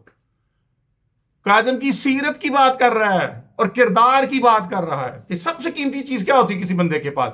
اعلیٰ سیرت اور عمدہ کردار. قائد اعظم کا اعلیٰ کردار اور عمدہ سیرت وہ ہتھیار تھی جس کے ذریعے انہوں نے اپنی پوری زندگی بھر کے مارکے کو سر کیا. یہ ان کی کوالٹیز تھی. وہ کہتا ہے ان کا سیرت اور کردار اتنے اونچے درجے پر فائز تھا. وہ کہتے ہیں کریکٹر میں داغ نہیں ہے ان کے. بیٹ خریدنا تو دور کی بات ہے، ہر لحاظ سے ان کا کریکٹر اتنا اسٹرانگ تھا کہ انہوں نے اپنی سیرت اور اپنے اعلیٰ ترین کردار کی وجہ سے زندگی یہ سارے مارکے انہوں نے سر کر لیے. سارے مارکے سر کر لیے. اللہ اکبر. ابوالکلام آزاد. ابوالکلام آزاد کون ہے جی؟ گاندھی کی گود میں جا کے بیٹھ کے میں احترام کرتا ہوں. ان کی کتابیں میں نے ساری پڑھی. میرے پاس نہیں، ان کی تفسیر بھی پڑھی ہے، ان کی تذکرہ بھی پڑھی ہے، ان کی غبار خاطر کی ساری کتابیں اور بھی کتابیں جتنی بھی میں نے دیکھتا ہوں. میں ایڈمائرر ہوں ان کا، لیکن سیاسی فکر و فلسفہ میں اقبال کا مانتا ہوں، ان کا نہیں. لیکن جو سیکھنا ہوتا ہے ان سے بھی سیکھ لیتا ہوں. میرے سے دروازے کھلے، میں تو وہ ہم تو اسیر ہیں زلف کمال کے، جہاں پر کمال ہو وہیں سے لے لیتے ہیں. ابوالکلام آزاد جو قائد اعظم کا مخالف تھا، جس کو قائد اعظم ابوالکلام آزاد کو کیا کہتے تھے؟ کانگریس کا شعبہ ہے. یعنی کانگریس نے مسلمان کو اپنے پاس اس لیے رکھا ہوا ہے کہ دکھائیں کہ ہم لوگ ایک بڑے جمہوریت پسند اور سیکولر ٹائپ لوگ ہیں. دیکھو ہمارے ساتھ تو اتنا بڑا مولانا ابوالکلام آزاد چل رہا ہے نا، اتنا مفسر قرآن چل رہا ہے، البلاغ اور الہلال جیسے جو جرائد ہے اس کا. ٹھیک ہے جی، آگے چلے. وہ کہتا قائد اعظم کے بارے میں، قائد اعظم بے جا جذباتیت کو پسند نہیں کرتے تھے، ایموشنل آدمی نہیں تھے. وہ ہر مسئلے کا ٹھنڈے دل سے جائزہ لیتے تھے اور یہی ان کی کامیابی کا سب سے بڑا راز تھا. اللہ اکبر. یہ مخالف کہہ رہے ہیں ابوالکلام آزاد. اب چلیں وجے لکشمی پنڈت کیا کہتی ہے. وجے لکشمی پنڈت کون ہے؟ نام نہیں سنا ہوگا کسی نے. انڈیا میں تو لوگوں نے سنا ہوگا، ہمارے پاکستانی کو کیا پتا وجے لکشمی پنڈت کون ہے. ٹھیک ہے، میں بتاتا ہوں آپ کو. وجے لکشمی پنڈت جو تھی وہ جواہر لال نہرو کی ہمشیرہ بہن سسٹر تھی. وجے لکشمی پنڈت کون تھی؟ پھر سمجھ لیں، وہ پنڈت جواہر لال نہرو کی بہن تھی. اب وہ جو وجے لکشمی پنڈت ہے وہ تو اپنے بھائی کو تو صبح و شام دیکھتی تھی. ٹھیک ہے، اپنے بھائی سے صبح و شام دیکھتی تھی، اس کے ساتھ رہتی تھی، اس نے بچپن گزارا ہوگا، اس نے زندگی گزاری ہوگی. وہ کیا کہتی ہے؟ کہتی ہے اگر مسلم لیگ کے پاس 100 گاندھی ہوتے، مسلم لیگ کے پاس 100 گاندھی ہوتے اور کانگریس کے پاس صرف ایک جناح ہوتا تو پاکستان نہ بنتا. 100 گاندھی. اللہ اکبر. قائد اعظم کا موازنہ کس سے کرنے جا رہے ہو؟ گاندھی کے ساتھ. اور نہرو کی بہن کیا کہہ رہی ہے کہ مسلم لیگ کے پاس 100 گاندھی ہوتے اور ہمارے پاس ایک محمد علی جناح ہوتا تو پاکستان نہ بنتا، انڈیا کے ٹکڑے نہ ہوتے. یعنی 100 گاندھی مل کر بھی ایک محمد علی جناح کے برابر نہیں ہے. میرا یہی رائے ہے. میں اس کو انڈورس کرتا ہوں، اس کو سیکنڈ کرتا ہوں، اس کی رائے کو، اور میرا اوپینین بھی یہی ہے کہ قائد اعظم محمد علی اتنے بڑے تھے. چلیں، یہ میں نے نہیں کہا بھائی جان، مجھ پر اعتراض نہ کریں. جائیں نہرو کی بہن کو جا کے جو کہنا کر سکتے. وہ تو ویسے بیچاری مر گئی ہے اور اس کے بعد جلاد ہلو دیا ہوگا، انہوں نے کریمیشن ہو گئی ہوگی، اس کی انتم سنسکار ہو گیا ہوگا. تو اوپر جا کے اس کو جا کے ڈانٹ ڈپٹ کر لینا. جو نہرو کی بہن ہوتے ہوئے محمد علی جناح کو اتنا بڑا ٹریبیوٹ دیا اس نے. پھر دوبارہ پڑھ کے سناتا ہوں، مزہ آئے گا آپ کو. اگر مسلم لیگ کے پاس 100 گاندھی ہوتے اور کانگریس کے پاس صرف ایک جناح ہوتا تو پاکستان نہ بنتا. اچھا جی. ایک ہندو سوامی کلجانند تھا، مذہبی رہنما تھا. وہ کہتا ہے کہ وہ بے لوث رہنما اور با اصول مدبر اسٹیٹمین. اور میرا بھی خیال قائد اعظم جیسے لوگ اسٹیٹس ریفارمرز ہوتے ہیں اور ساتھ میں وہ اسٹیٹس مین ہوتے ہیں. ان کو پالیٹیشنز نہیں کہا جا سکتا اپنی ٹرو سینس میں. As a student of politics political science, as a teacher of political science, as a professor of political science, میں یہ بات بتا رہا ہوں کہ قائد اعظم کو ٹرو معنی میں پالیٹیشین نہیں کہتے. جو پولیٹکس کی اصل لینگویج ہے، جو اصل لینگویج کو جانتے ہیں، وہ کیا کہتے ہیں؟ قائد اعظم محمد علی جناح ایک اسٹیٹس مین تھے، جو ڈیفینیشن اسٹیٹس مین کی ہے، اور ایک ریفارمر کی ہے، جبکہ یہ باقی سارے پالیٹیشن تھے. آج عمران خان اسٹیٹس مین بن رہا ہے جیل میں، اور بن چکا الحمدللہ، اور ریفارمر ہے. اس کو آپ جب موازنہ کرتے ہیں نا سیاست کا، تو سیاسی اصول اور ہوتے ہیں، سیاست کے لوازمات اور ہوتے ہیں. تو سیاست کے اندر تو مفادات اور یہ الیکشن اور یہ اور وہ اور شہرت دولت اور پتہ نہیں کیا کچھ ہوتا ہے، وہ میں ڈیٹیل میں پھر چلا جاؤں گا بعد میں. ابھی تو سیاستدان کے مقاصد اور ہوتے ہیں، اسٹیٹس مین کے مقاصد اور ہوتے ہیں. ٹھیک ہے جی، کیا ہوتے ہیں میں آپ کو بتا ہی دیتا ہوں یار، تھوڑا سا اس بارے میں بھی بتا دوں. یہ بڑا ایشو ہے جو ہمارے یہاں پہ کریٹ ہوا ہے. لوگ عمران خان پر بھی تنقید کرتے ہیں، یار عمران خان کو ایسا نہیں کرنا چاہیے تھا، دیکھو اس نے اسمبلیاں توڑ دی، اس نے یہ کرے. اور بھائی وہ سیاستدان ہوتا تو یہ وہ نہ کرتا. تم سارے سیاست کی بات کر رہے ہو. Imran Khan is not a politician. Imran Khan not is کہہ لو کہ ہی از اے reformer, he is a status مین. تم اس کو پالیٹیشین بنانے پہ لگے ہوئے ہو. اب دیکھیں کیا کہتا ہے ونسٹن چرچل، کہتا ہے کہ پالیٹیشین اس میں کیا فرق ہے، جو خود ایک پالیٹیشین تھا. وہ کہتا ہے اب politician thinks about the next election, statesman thinks about the next generation. یہی عمران خان سوچ رہا ہے. تم اس کو سیاست سکھانا چاہ رہے ہو، وہ سیاست نہیں سیکھے گا. تمہیں سمجھ نہیں آ رہی ہے، اہل پاکستان آپ کو سمجھ نہیں آ رہی ہے. اور عمران کو جو بے وقوف کہہ رہے ہیں کہ عمران کو یہ کر دینا چاہیے تھا، عمران کو وہ ڈیل کر لینی چاہیے تھی، عمران کو پاکستان سے چلے جانا چاہیے تھا. ہی از ناٹ اے پالیٹیشین. اس کو پالیٹیشین ہے ہی نہیں، اس نے کبھی پالیٹکس کی نہیں. اس کا تو ایک ویژن ہے، اس کا تو ایک خواب ہے. وہ تو ایک اسٹیٹس مین بن چکا ہے. اب پہلے وہ ریفارمر تھا، اب وہ اسٹیٹس مین بن گیا. He is both now, but he has never been a politician throughout his career as politician in politics. وہ کبھی بھی پالیٹیشین نہیں تھا. اور اب زندگی کا آخری حصہ ہے اس کا، وہ کیوں پالیٹیشین بنے گا؟ پالیٹیشین کی اور سٹینڈرڈز ہیں. آپ اس کو جب سٹینڈرڈ کریں گے قائد اعظم کو یا عمران خان کو، تو آپ نے وہ والے پیرامیٹرز یوز نہیں کرنے جو پالیٹیشینز کے پیرامیٹرز ہوتے ہیں. پالیٹیشینز کے کیا ہوتے ہیں میں بتا دیتا ہوں پھر سے. پالیٹیشینز کے ہوتے ہیں a politician focuses on short-term gains, personal powers, and winning the next election, often prioritizing party or self-interest, while a statesman embodies long-term vision, integrity, and service, making decisions for the common good and future generations, often sacrificing personal ambitions for national benefits. یہ ہے، یہ statesman ہے. وہ یہ politician نہیں. یہ کام تو politicians کے ہیں. تو قائد اعظم ہوئی عمران خان، وہ یہ کام نہیں کریں گے، وہ آپ کے پیچھے نہیں چلیں گے. The key difference lies in their core motivation, self-promotion versus public service, and short-term survival versus enduring legacy. Imran بھی لیگیسی چھوڑ کے جائے گا، قائد اعظم بھی لیگیسی چھوڑ کے گئے. تم ان کو پالیٹیشین بنانے پہ لگے ہوئے، عمران خان کو بھی کہ عمران پالیٹیشین بن جائے. وہ اپنی جان دے دے گا مگر پالیٹیشین نہیں بنے گا. As a professor of political science بتا رہا ہوں، as a student of political science بتا رہا ہوں. ساری زندگی یہی پڑھا اور یہی پڑھایا. کانسٹیٹیوشن پڑھا ہے، ہسٹری پڑھی ہے، انٹرنیشنل ریلیشنز پڑھے ہیں، اور ریلیجن پڑھا ہے، ریلیجن پڑھایا ہے. ادھر ادھر کی نہیں ہاں کرا میں. And short term survival versus enduring legacy with statesman acting above partisan squabbles for national unity. یہ ہے جی فرق. اب آپ کو سمجھ آیا؟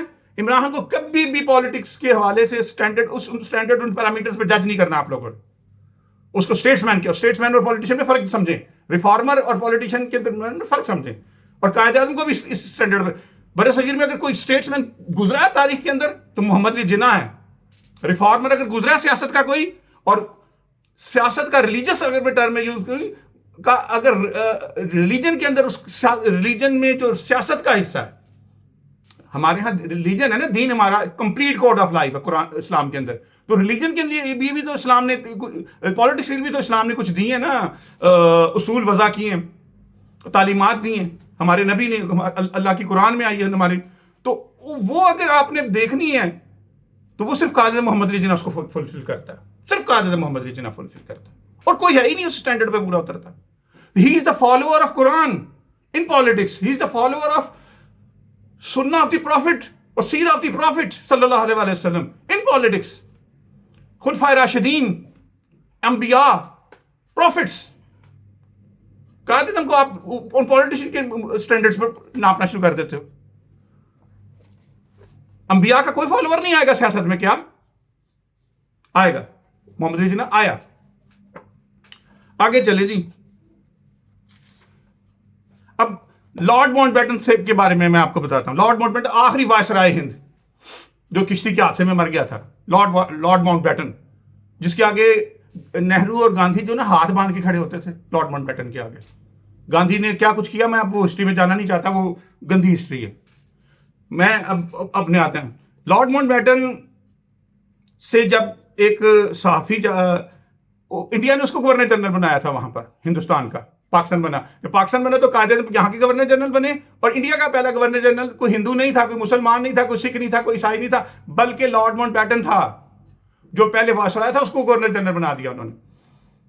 وہاں پر جب ڈینس ٹوہائے نے جب اس کا انٹرویو کیا ایک صحافی نے، اس نے دیکھو کیا کہتا ہے، یور ہائنس آپ متحدہ ہندوستان کے آخری وائسرائے تھے، آپ ہی نے پاکستان اور بھارت کو اقتدار منتقل کیا. اس نے آگے بٹوارا کیا تھا. ٹھیک ہے لارڈ، کیا اس وقت ہندوستان کو متحد رکھنے کا کوئی امکان تھا؟ ماؤنٹ بیٹن کا کیا جواب دیتا ہے، مجھے صرف اسی مقصد کے لیے ہندوستان بھیجا گیا تھا کہ میں ملک کو کسی نہ کسی طرح متحد رکھ سکوں. اس لیے نہیں مجھے بھیجا گیا تھا کہ میں جا کے ملک کے دو ٹکڑے کر دوں، بھیجا مجھے اس مشن کو دے کر بھیجا گیا تھا. لارڈ ماؤنٹ بیٹن کہتا ہے، انگریز صحافی کو جواب دے رہا ہے کہ میں جا کے اس کو متحد رکھنا ہے میں نے ہندوستان کو. میں نے اس مقصد کے لیے بھرپور کوشش کی، لیکن میرے مقصد کی راہ میں ایک شخص حائل ہو گیا تھا جو پہاڑ کی طرح رکاوٹ بن کر کھڑا تھا، اور وہ تھا محمد علی جناح، صدر پریزیڈنٹ آل انڈیا مسلم لیگ. ایک آدمی کھڑا ہو گیا آ کے میرے میدان کے اندر، اور وہ مجھے کرنے نہیں دیا. اس نے میں متحد رکھنے کے لیے مشن کے میں ناکام ہو گیا محمد علی جناح کے آگے. نہیں محمد علی جناح کو توڑ سکا، نہیں اس کو پہاڑ کہا ہے اس نے، لائک ماؤنٹین. اس ماؤنٹین کو وہ ہمالا تھا، میں اس کے اوپر کیسے چڑھتا؟ میں تو چھوٹا سا بونا تھا. یہ کون کہہ رہا ہے؟ Lord Mountbatten. پھر وہ آگے چل کے کہتا ہے بالآخر مجھے جناح کے سامنے جھکنا پڑا. اقرار کر رہا کہ میں جھکا. آقا قوم، لارڈ قوم جو فاتح قوم تھی، جنہوں نے برے صغیر کو قبضہ کیا ہوا تھا اور یہاں کے لوگوں کو کیڑے مکوڑے سمجھتے تھے، وہ کہہ رہا اس کے آگے مجھے جھکنا پڑا، اس کی ضد کے سامنے مجھے ہتھیار ڈالنے پڑے. پھر ڈینس ٹوہائے بولتا ہے، جناب جناح کی شخصیت کے بارے میں آپ کا کیا خیال ہے؟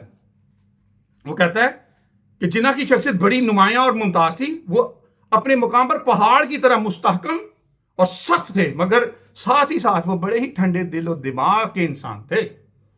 میرے لیے یہ ممکن نہ تھا کہ میں ان کے دلی خیالات بھانپ سکوں. وہ علم نفسیات کے ماہر اور نہایت ہی عقل مند سیاستدان تھے. بڑا سائیکالوجسٹ آدمی تھا وہ، سائیکالوجی میں اس کو عبور تھا، اور بڑا عقل مند سیاستدان تھا. ذہین اور فتین، انگریزی زبان پر کامل عبور رکھتا تھا. انگریزی بھی ایسی کمال کی بولتا تھا. کہتا ہے یار کمال ہے یار، انگریزی کیسی بولتا ہے یہ. اس نے گاندھی کی انگریزی کی، گاندھی 7 سال بڑا تھا قائد اعظم سے، وہ بھی بیرسٹر تھا، اتنا سا بیرسٹر تھا. اگر اس کو پروفیشنلی بھی میں یقین سے کہتا ہوں، اگر اس کی جو کنٹریبیوشن ہے ایز اے لائر، اس کا سٹینڈرڈ، وہ ایک آرڈنری لیول کا لائر تھا وہ. جبکہ قائد اعظم ہندوستان کے بھی سب سے بڑے لائر تھے. اور جب 5-4 انگلستان میں چلے گئے اور وہاں پہ پریکٹس کی، تو وہاں پہ بھی پریوی کونسل کے سب سے بڑے لائرز تھے، جو اس زمانے کی وہاں کی سب سے بڑی کورٹ آف جسٹس تھی. اس کے اندر بھی وہ مہنگے ترین لائرز پر. پورا ہندوستان ان کے پیچھے تھا، ان کی قابلیت کے پیچھے تھا. اور تاریخ اٹھا کر دیکھ لو، اگر ثابت کر سکو کہ وہ اتنا بڑا لائر تھا گاندھی، جتنا بڑا محمد علی کانسٹیٹیوشنلسٹ تھا اور لائر تھا، میں اس دن مان جاؤں گا تمہیں. قائد اعظم جو مقدمے لڑے، جو ججز نے فیصلے دیے، قائد اعظم نے جو مقدمے لڑے، اڑا کے رکھ دیتے تھے. جج کو بھی اڑا کے رکھ دیتے تھے، دوسرے وکیل کو بھی اڑا کے رکھ دیتے تھے. اور جج انگریز ہوتے تھے اس زمانے میں. اور گاندھی کی کوئی حیثیت ہی کوئی نہیں تھی بطور لائر. آگے چلتے ہیں. کہتے گاندھی اور نہرو میں انگریزی کہتے گاندھی اور نہرو بھی انگریزی میں اچھے تھے، مگر جس روانی سے جناح انگریزی زبان پر حاوی تھے، اس کے اشر اشیر بھی نہ تھے. اللہ اکبر. کہتا ہے گاندھی بھی انگریزی بولتا تھا. میں نے بتا دیا کہ گاندھی جو تھا وہ لائر تھا، مگر کس طرح کا لائر تھا؟ بالکل not more than an average lawyer, not more than an average lawyer, بالکل ordinary lawyer تھا بطور لائر. اور پھر وہ آگے چلے، میں وہ تو اس سے بات کر، کہتا گاندھی بھی انگریزی بول لیتا تھا، اور وہ بھی اچھی انگریزی بول لیتا تھا. کیا نام ہے، نہرو بھی اچھی. لیکن وہ کہتا ہے، وہ لارڈ ماؤنٹ بیٹن کہتا ہے، جو لارڈ بھی تھا، یعنی ایک عام زبان ہوتی ہے، عامی زبان، جس کو سلینگ کہتے ہیں، ہر آدمی بولتا ہے. ٹھیک ہے، بازاری زبان سلینگ بول لیتا ہے. محمد علی جناح سلینگ نہیں بولتا تھا، وہ کنگز اینڈ کوئنز لٹریری انگریزی بولتا تھا، کنگز اینڈ کوئنز انگلش بولتا تھا. سمجھ آئی میری بات اب آپ کو؟ وہ لٹریچر پڑھتا تھا، شیکسپیئر کے ڈراموں میں ایکٹنگ کی ہے قائد اعظم نے تھیٹر کے اندر. جب ینگ تھے وہاں پہ جب گئے ہوئے تھے تو اپنی ارننگ کے لیے، جب وہ اسٹوڈنٹ تھے بیرسٹری تھے، تو وہ انگلینڈ میں کرتے کیا تھے؟ اپنے پیسے اپنی ارننگ کے لیے کیا کرتے تھے؟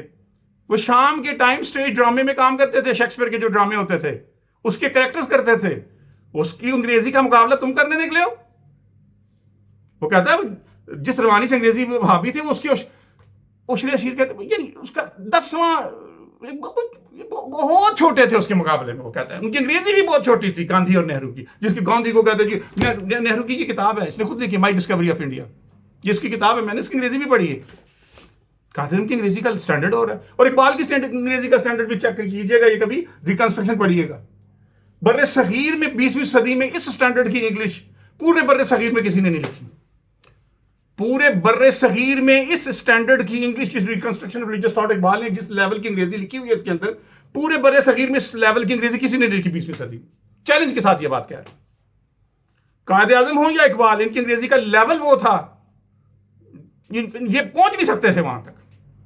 اس کے بعد ایسا معلوم ہوتا ہے کہ جیسے انہوں نے میرے اور اپنے درمیان کوئی پردہ لٹکا دیا. وہ میرے دلائل و براہین، میرے کے جو آرگومنٹس ہوتے تھے ان کو منٹوں میں ایک طرف رکھ دیتے تھے. میں بات کرتا تھا، آرگومنٹ کرتا تھا، قائد اعظم منٹوں میں اکھاڑ پچھاڑ کے کہتا میرے سامنے رکھ دیتے تھے کہ تیرے کیا آرگومنٹس ہیں، اکھاڑ پچھاڑ کے رکھ دیتے تھے. اتنے بڑے وہ زبردست لائر تھے نا، اور ایسے لائر نہیں تھے گاندھی جیسے اور چپڑ کناتی ایک قسم کے لائر. بیرسٹر تو بہت ہوتے ہیں، آج بھی ہیں، آئندہ بھی ہوتے رہیں گے، اس وقت بھی تھے. ہندو بھی بیرسٹر تھے.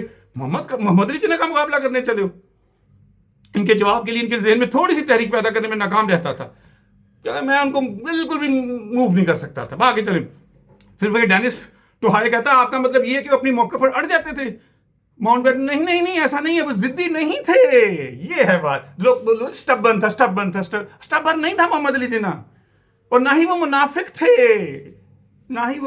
تھے. سمجھو اس بات کو. وہ کہہ رہا ہے کہ باقی لیڈر منافق ہوتے ہیں، سیاستدان جو ہوتے ہیں کام ہی ان کا منافق ہے. وہ نہرو ہو، وہ گاندھی ہو، وہ اکا دکا سارے منافق ہوتے ہیں. جھوٹ بولتے، سچ بولتے، ادھر کی ادھر چلتے رہتے ہیں.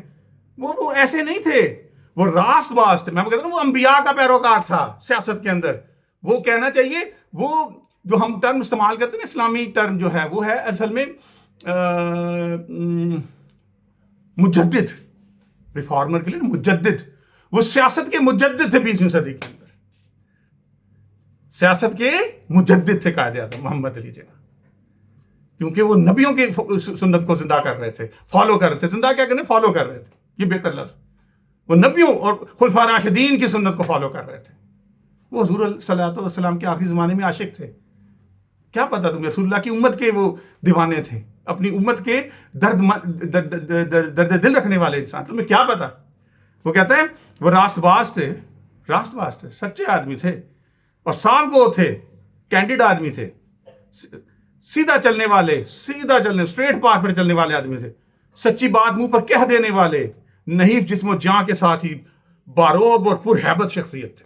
قائد اعظم کے آگے جرت نہیں. او یار، یہ جج بھی ان کے آگے بات نہیں کر پاتے تھے. انگریز جج نہیں بات کر پاتے تھے، جبکہ وہاں پہ یہ ہندو لائر، اور یہ تو جی حضور کے آگے بات نہیں کرتے. می لارڈ اس سے آگے محمد علی جناح کے آگے جج پھنس جاتے تھے، قانون دان پھنس جاتے تھے. کانسٹیٹیوشن گاندھی کو یوں پکڑ کے قائد اعظم نچوڑ دیا کرتے تھے. کیا کرتے تھے؟ نچوڑ دیا کرتے تھے. جب گاندھی اور قائد اعظم آمنے سامنے ہوتے تھے، وہ بات نہیں کر سکتا تھا قائد اعظم کے آگے. آپ کہتے ہو قائد اعظم سے بڑا لیڈر تھا وہ نہیں. کچھ جسم و جاں کے ساتھ باروب اور پرہیبت شخصیت تھے. مسلمانان ہند کو صرف ایک شخص بامی ترقی اور عروج پر لے گیا. یہ ایک ہی آدمی تھا جو ان کو مسلمانوں کو بامی عروج پر ترقی پر لے گیا. اب دیکھیں جی، گاندھی خود کیا کہتا ہے قائد اعظم کے. کہتا ہے موہن داس کرم چند گاندھی، جس کے بارے میں کہا جاتا ہے یہ سب سے قائد اعظم کے برابر نہیں ہے. قائد اعظم، اور بھائی آپ کو میں نے بتا دیا نا لارڈ ماؤنٹ بیٹن نے کیا کہا، کتنا بڑا تھا قائد اعظم. اب چلتے ہیں موہن داس کرم چند گاندھی.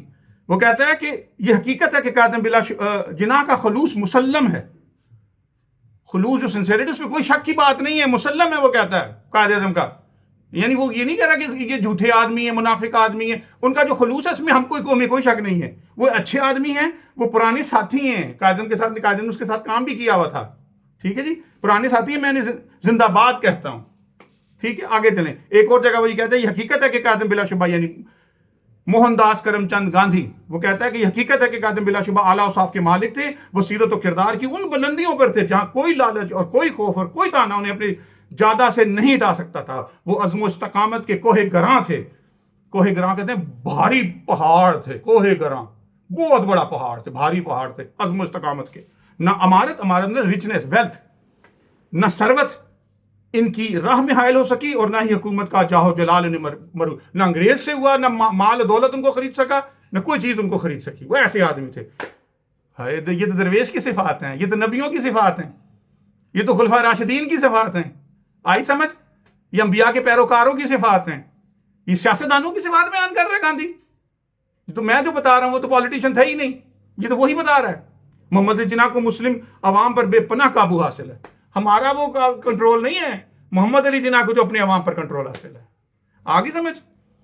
تو یہ بات بھی ہو گئی۔ اب چلتے ہیں، کچھ اور گفتگو کروں کہیں سے اور کچھ چیز پوائنٹ آئے ذہن میں تو ہاں جی۔ ایک دن جناب، ایک دن کیا ہوا، چلیے میں بتاتا ہوں کیا ہوا۔ ایک دن دیکھتا ہوں کیا ہوا۔ ایک دفعہ ایسا ہوا کہ ایک مرتبہ گاندھی اور قائد اعظم میں ایک بات طے ہو گئی، دونوں بیٹھے آپس میں ڈسکشن ہوئی اور بات طے ہو گئی دونوں کے درمیان۔ لیکن اگلے ہی دن گاندھی نے یہ اعلان کیا کہ میری اندرونی روشنی نے مجھے بتایا ہے کہ یہ فیصلہ درست نہیں ہے۔ اب وہ اس نے دیکھا کہ محمد علی جناح کے سامنے بیٹھ کر تو میں نے بات کر دی، اور لیکن گھر آ کے فیصلہ دیکھا کہ یار اس میں تو مجھے نقصان ہوگا۔ یہ جو میں نے محمد علی جناح سے تو میں معاملہ نہیں بول نہیں سکا جا کے اس کے آگے، تو میں غلط اپنی کنسنٹ دے آیا ہوں، یہ تو مجھے محمد علی جناح نے پھنسا لیا گفتگو کے اندر، میں اس کے آگے نہیں بول سکا۔ تو کہتا ہے اگلے دن اسے فیصلہ درست نہیں ہے، تو میں نے جب قائد اعظم کی میری اندرونی روشنی مجھے بتایا کہ یہ فیصلہ درست نہیں، پھر اس نے کہا کہ لہٰذا کیونکہ مکرنا تھا، اپنے وعدے سے ہلنا تھا، تو اس نے کہا کہ لہٰذا میں اب فیصلہ واپس، میری اندرونی انٹرنل لائٹ جو ہے نا، انر لائٹ جو ہے اس نے مجھے بتایا کہ فیصلہ غلط۔ اصل میں بات یہ تھی وہ قائد اعظم کے آگے بول نہیں سکا، جب گفتگو ہوئی فیس ٹو فیس بات ہوتی تھی وہ بات نہیں کر سکتا تھا، قائد اعظم حاوی ہو جاتے تھے۔ جب وہ حاوی تو باہر آ کے اس کو احساس ہوا میں نے تو غلط کنسنٹ دے دیا، تو پھر اس نے کہا کہ میری انر میں مکر گیا، پھر وہ مکر گیا۔ جب قائد اعظم کے سیکرٹری نے بتایا کہ وہ گاندھی جو ہے وہ مکر گیا، اس نے جو آپ سے کل وعدہ کیا تھا، اس نے کہا میری انر لائٹ نے مجھے بتایا کہ میں غلط کہ یہ میرا فیصلہ غلط تھا۔ تو قائد اعظم نے فرمایا جہنم میں جائے۔ قائد اعظم نے کیا گاندھی کے بارے میں؟ جہنم میں جائے، کہتے go to heel. Quaid Azam نے کہا ان کی اندرونی روشنی گو ٹو ہیل، اس نے کہا جہنم میں جائے اس کی انر لائٹ۔ صاف طور پہ کیوں نہیں کہہ دیتا کہ مجھ سے غلطی ہو گئی ہے؟ محمد علی جناح کے سامنے نہیں بول سکا جا کے۔ یہ ہے قائد اعظم۔ تم مذاق کرتے ہو قائد اعظم کے بارے میں۔ اب کیا میں بتاؤں قائد اعظم کیا تھے؟ اس پر بولنے کے لیے میں 200 سے 300 صفحے کی کتاب لکھ سکتا ہوں، اگر اللہ نے توفیق دے دی تو لکھ بھی ماروں گا، لیکن ابھی اور بھی پروجیکٹس ہیں میرے ذہن لکھنے کے لیے، ان پر کام شروع کیا ہے، قرآن پر، حدیث پر۔ انشاءاللہ اللہ مجھے توفیق دے گا تو وہ کام میں پہلے کروں گا، جتنی زندگی بچی اس میں وہ قرآن و حدیث کے کام کرنے میں نے۔ پھر وقت مل گیا تو پھر قائد اعظم کو اور پھر بھی کچھ نہ کچھ لکھنے کا اللہ مجھے وقت دے دے اور مہلت دے دے اقبال اور قائد اعظم پر۔ تو اب یہ شہاب نامہ، میں ایک زمانے میں یہ کتاب بہت پسند تھی، میں ان کو صوفی نہیں مانتا، ایک زمانے میں پتہ نہیں کیا سمجھتا تھا، لیکن ان کا احترام کرتا ہوں، شہاب نامہ، بٹ ہی تصوف پسند آدمی تھے، دیندار آدمی تھے، لیکن یہی جو تصوف کی اصل ڈیفینیشن ہے جو صوفیاء ہوتے ہیں جیسے سید مہر علی شاہ صاحب اور جو پیور صوفی ہوتے ہیں، یہ وہ نہیں تھے، تصوف پسند آدمی۔ یہ انہوں نے بیان کیا، یہ آئی سی ایس آفیسر تھے، یعنی اب تو سی ایس ایس ہوتا پاکستان میں، آئی سی ایس اس وقت ہوتا تھا کہ جو انڈین سول سروس میں، تو انہوں نے انگریز کے زمانے میں سول، تو یہ لکھا ہے کسی جگہ میں نے پڑھا تھا کافی، تو وہ کہتے ہیں کہ بی اے میں اس کتاب کو بہت شوق سے پڑھتا تھا۔ اب اس طرح کی کتابیں میں بہت بس اس طرح سے دیکھ لیتا ہوں، ضرورت نہیں پڑتی اب ان کتابوں کو دیکھنے، اب کچھ اور پڑھنے کا دل چاہتا ہے۔ خیر، تو اب میں بتاتا ہوں کہ یہ لکھتے ہیں کہ میں ایک دفعہ کیونکہ میں سول سروس میں تھا اور میں مینجمنٹ میں تھا، ڈسٹرکٹ مینجمنٹ میں تھا، تو میرے پاس کچھ انفارمیشن آئی جو کہ قائد اعظم کے لیے بڑی امپورٹنٹ تھی، اور میں مسلم لیگ کے حوالے سے جو ہمیں انسٹرکشنز دی گئی تھیں انگریز گورنمنٹ کی طرف سے، تو میں نے مناسب سمجھا کہ میں کسی طریقے سے یہ باتیں قائد اعظم کو جا کے بتا دوں۔ تو کہتے میں قائد اعظم کے پاس پہنچا اور قائد اعظم کو جا کے بتایا۔ قائد اعظم نے کہا ینگ مین، مورلیس، یہ لفظ ہے زبانی، تو زبانی بتا رہا ہوں، کتاب میں پیجز ڈھونڈنے پڑیں گے مجھے۔ تو وہ کہنے لگے کہ مجھے کہا کہ ینگ مین تم نے مجھے بتایا آئندہ مت آنا، کیونکہ تم جس گورنمنٹ سے پیسے لیتے ہو اس کے تم ملازم ہو، یہ تمہیں اچھا نہیں لگتا کہ تم آئندہ مجھے اس قسم کی انفارمیشن دینے آؤ۔ تم اپنا کام کرو طریقے سے اور میں اپنا کام اپنے طریقے سے کروں. اب میرے یعنی آج کا کوئی پولیٹیشین ہوتا، گاندھی ہوتا، نہرو ہوتا، یا نواز شریف ہوتا، یا زرداری ہوتا، یا پتہ نہیں کون کون ہوتا، تو وہ یہ کہتا ٹھیک ہے آئندہ مجھے دیتے رہو انفارمیشن اندر کھانے کی، مجھے خبریں اندر کی خبریں. کہا نہیں، اصول پسند آدمی تھے نا. یہ ہے نبیوں کا طریقہ، یہ ہے نبیوں کے فالوور، یہ ہے خلفاء راشدین کے فالوور. درویش آدمی تھا، ٹھیک ہے، وہ نبیوں کا فالوور، حضور علیہ السلام کا عاشق تھا. میں آپ کو بھی بتاؤں گا وہ بھی. اب یہ والی بات بھی ہو گئی. اور لمبی چوڑی بات کیا کروں یار. ایک جگہ قائد اعظم کہتے ہیں 1945 میں ایک جلسے سے خطاب کرتے ہوئے قائد اعظم نے کہا، فرمایا تھا کہ ہمیں جس شریف سے پالا پڑا ہے وہ گرگٹ کی طرح اپنا رنگ بدلتا رہتا ہے. جب ان کے یہ جو کہہ رہے ہیں نا گرگٹ کی طرح اپنا رنگ بدلتا رہتا ہے، یہ وہ گاندھی کو کہہ رہے ہیں قائد اعظم. وہ ہمیشہ احترام کرتا تھا قائد اعظم. ان کو پتا تھا کہ ہم تو 2 نمبریاں کرنے والے ہیں سب کے سب. یہ محمد علی جناح ایک آدمی ہے جو کہ اصول پرست بھی اور دائیں بائیں نہیں ہوتا. کہتا ہے قائد فرماتے ہیں کہ وہ گرگٹ کی طرح اپنا رنگ بدلتا ہے. کیمیلین جو ہوتا ہے نا گرگٹ. جب ان کے یعنی مہاتما گاندھی کے یہاں، میں تو مہاتما نہیں کہتا، خیر ان کی قوم کو کہنے کا حق ہے، یہاں مفید مطلب نہیں ہوتا تو وہ کہہ دیتے ہیں کہ کسی کے نمائندے نہیں ہیں اور محض انفرادی حیثیت سے گفتگو کر رہے ہیں. وہ کانگریس کے 4 آنا کے ممبر بھی نہیں ہیں، اور جب ضرورت ہوتی ہے، یعنی گاندھی کہتا تھا میں تو کانگریس میں ہوں ہی نہیں، میں تو 4 ممبر ہی نہیں ہوں، تو مفاد جب ضرورت نہیں پڑتی تو بدل جاتا. سو کہتے ہیں میں تو کانگریس میں ہی نہیں ہوں، اور محض انفرادی حیثیت سے گفتگو کر رہے ہیں، اور کانگریس کے 4 آنا کے ممبر بھی نہیں ہیں، اور جب ضرورت ہوتی ہے تو سارے ہندوستان کا واحد نمائندہ بن کے کھڑے ہو جاتے ہیں. یہ ہے جی چیز. اور جب حربوں سے کام نہیں چلتا تو مرن بھرت رکھ لیتے ہیں، اور مرن بھرت ڈیتھ فاسٹ جو ہوتا ہے، ٹھیک ہے جی. جب کوئی دلیل نہ بن پڑے تو اندرونی آواز کو بدل لیتے ہیں. یہ کہتے ہیں یار یہ فراڈیا آدمی ہے، فراڈیا. آپ اس کو عام لفظ میں کیا کہیں گے؟ فراڈیا، منافق، جھوٹا، بددیانت، یہی بنتا ہے اس کا مطلب جب ان کو لفظوں میں بیان کریں. اب میں اتنی لمبی گفتگو کیسے کروں کہ اب 1 گھنٹہ تو ہو چکا، 1 گھنٹہ 1 منٹ کا ویڈیو بن. تو اب میں یہ کرتا ہوں کہ بات کو اپنی سمیٹتا ہوں، اور اس کا پارٹ 2 بناؤں گا میں جلدی. ہاں جی، پارٹ 2 میں اس کا جلدی بناؤں گا. کسی موقع پر اللہ مجھے وقت دے دے، یا اللہ مجھے توفیق دے دے تو میں یہ لیکچرز دے دوں، پھر اس کو کتابی صورت میں جمع کیا جائے. تو دونوں صورتیں ہو سکتی ہیں. تو میں شاید لیکچرز ہی دے دوں قائد اعظم اور گاندھی کے اوپر پوری کی پوری. میرے ذہن میں اتنا کچھ مواد اس وقت بھرا پڑا ہے کہ اگر میں اس پر لکھنے بیٹھوں تو 200 سے 300 صفحے کی کتاب بن جائے گی. تو میں اگر اس میں لیکچرز دے دوں 2 3 4 تو کئی گھنٹے کے، تو وہ میرے خیال میں کتاب بن سکتی ہے آنے والے وقت میں.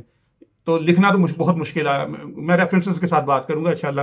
تو ابھی یہ پہلا لیکچر سمجھ لیں اس حصے میں. تو پارٹ 1 اس کا آ گیا، اور 2 3 لیکچرز میں نے اور دے دیا، تو یہ 200 سے 300 صفحے کی کتاب بن جائے گی. اب میں سارے ریفرنسز لے کر آؤں گا.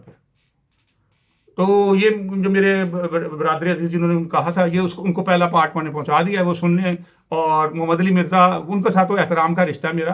تو میں ان سے چھوٹا ہوں رشتے میں، تو بڑا احترام ہے ان کا. لیکن وہ اس میدان کے نہیں. ان کو یہ پتا ہونا چاہیے ان کا میدان نہیں ہے. IT اور بزنس اور شعبہ ہے. بھلے یار ہارورڈ سے پڑھ جائیں IT بزنس اور کچھ شعبے. اللہ نے ہر کسی کو سارا علم تو تھوڑی دے دیا یار، بانٹ کے دیا. کسی کو سائنس کا، کسی کو کچھ، کسی کو لٹریچر، کسی کو کچھ، کسی کو کچھ. تو میں معروب نہیں ہوتا کسی سے. کوئی بڑی سے بڑی یونیورسٹی سے پڑھ کر آیا، میں معروب نہیں ہوتا. کوئی اعتزاز حسن آج، میری اعتزاز حسن سے بھی ملاقات ہو چکی ہے. میں نعیم بخاری سے متاثر نہیں ہوتا. جو ان کا شعبہ اسے سیکھ لیتا ہوں. متاثر ہونے والی بات نہیں ہے. میں کس کا فالوور ہوں؟ میں حضور علیہ الصلوۃ والسلام کا فالوور ہوں. میں حضرت علی کرم اللہ وجہ الکریم کا فالوور ہوں. سیدنا شیخ عبد القادر جیلانی کا فالوور ہوں.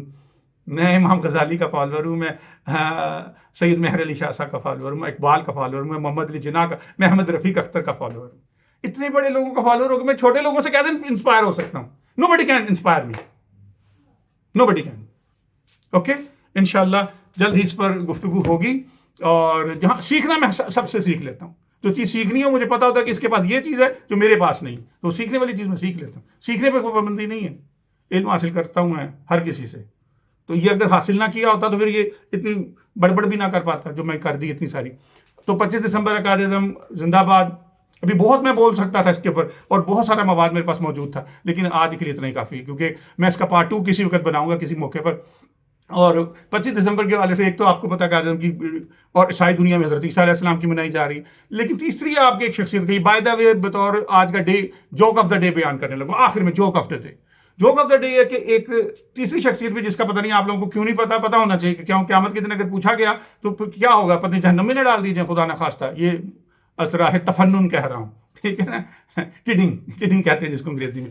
کڈنگ کر رہا ہوں وہ یہ ہے کہ تیسری جو عظیم شخصیت ہے نا وہ میاں محمد نواز شریف، 3 دفعہ کے ہمارے سابق وزیر ہیں، ان کی بھی 25 دسمبر، اس کی بھی 25 دسمبر ہے. اور اس کے بارے میں بتاؤں کہ جب میں گورنمنٹ کالج میں پڑھا کرتا تھا تو مجھے جب گریجویشن کی ڈگری ملنے لگی تو یہ اس وقت وزیر اعظم تھا. تو مجھے یاد ہے کہ اس نے آ کے، کیونکہ یہ بھی اولڈ ڈرابین تھا، میں آپ کو بتا دوں اس کا اور میرا انگریزی کا استاد ایک تھا. جس نے اس کو انگریزی پڑھائی تھی اس نے مجھے بھی پڑھائی تھی، اسی استاد نے. اور کبھی اس نے ان کا نام احترام سے نہیں لیا، کبھی اس نے یہ عزت سے نام نہیں لیا ان لوگوں کا. وہ کہا کرتے تھے کہ بدترین قوم، ان کا مستقبل بہت خراب ہے پاکستانی قوم کا، کہ میرے 2 بدترین شاگرد تھے، 2، ایک شہباز شریف ایک نواز شریف، یہ دونوں تمہارے لیڈر بن گئے اور تمہارا مستقبل خراب ہو جائے گا. مجھے پتا ہے اس نے کہا، اور وہ بات صحیح ثابت ہوئی. ارلی 90s اور مڈ 90s کی بات بتا رہا ہوں آپ کو. تو خیر وہ بات بھی سچی ثابت ہوئی کہ انہوں نے تباہ و برباد کیا. ان کے استاد نے بتایا تھا مجھے. تو وہ اس سال ان کی ریٹائرمنٹ کا سال تھا جب میں ان سے پڑھ رہا تھا. تو اب وہ دوسری بات یہ کہ جب یہ وزیر اعظم بنا تو اس نے، نواز شریف نے اپنا نوٹیفیکیشن جاری کروایا کہ میرا پورا نام میاں محمد نواز شریف لکھا جائے. اور ڈیٹ آف برتھ اس نے چینج کروائی. اس وقت اس نے اپنی ڈیٹ آف برتھ، اپنے تمام سرٹیفکیٹ، ڈگریز اور شناختی card, I D card, national identity card جو ہوتا ہے، سب میں ڈیٹ بطور وزیر اعظم چینج کروا دی. وزیر اعظم کو کون روکے گا، کون تحقیق کرے گا کہ صحیح ہے کہ غلط ہے. تو اس کی جو پہلے ڈیٹ آف برتھ لکھی ہوئی تھی نا، جوک آف دا ڈے سنیں، وہ تھی 1 اپریل، 1 اپریل، یعنی جس کو آپ کہتے ہیں نا اپریل فول. یہ اس کی ڈیٹ آف برتھ تھی. ایکچوئل ڈیٹ آف برتھ اس کی 1 اپریل ہے میاں محمد نواز شریف کی. نواز شریف اس کا نام تھا، اس نے میاں محمد نواز شریف نام لکھوایا اپنا کہ میرا باروب عزت والا نام میاں محمد نواز شریف. وہ چینج کروایا اس نے، ساتھ میں اپنی ڈیٹ آف برتھ بھی چینج کروا لی جب یہ وزیر اعظم بنا. اور پھر نوٹیفیکیشن جاری کروایا کہ مجھے آج سے اس ڈیٹ آف برتھ سے بلایا جائے. تو خیر بائی دا وے، تو یہ اصل ڈیٹ آف برتھ نہیں ہے اس کی 25 دسمبر. اصل جو اس نے چینج کروائی تھی وہ 1 اپریل تھی، جس کا وجہ سے اس کو فیل ہوتا تھا کہ یار کیونکہ وزیر اعظم بن گیا تھا اس نے فوراً چینج کروا لی، کیونکہ عہدے سے اتر جائے گا تو پھر مشکل ہے کروانا تھا. اب تو میں وزیر اعظم جو حکم جاری کروں گا، کسی کی کیا اوقات کے روک کے تحقیق کرے. بلکہ سب کو پتا تھا کہ اس کی ڈیٹ آف برتھ 1 اپریل ہے، جب کسی کی پیدائش کو اگر جو، اب میں ڈیٹیل میں نہیں جانا چاہتا. تو یہ جو کا دے بھی یاد رکھیں. آج کے لیے یہی کچھ ہے. انشاءاللہ اس کا قائد اعظم اور گاندھی کے حوالے سے 1 یا 2 لیکچرز میں اور بھی دوں گا. 1 گھنٹے سے زیادہ ہو گیا، اس کے لیے معذرت ہے، لیکن میں کیا کروں. محمد علی جناح میرے محبوب لیڈر ہیں، وہ بہت بڑے لیڈر ہیں. وہ مالا دعا میں یاد رکھیے گا. قائد اعظم کے لیے بھی دعا کیجیے اور میرے لیے بھی دعا کیجیے، اور میں آپ سب کے لیے دعا کروں گا. وہ مالا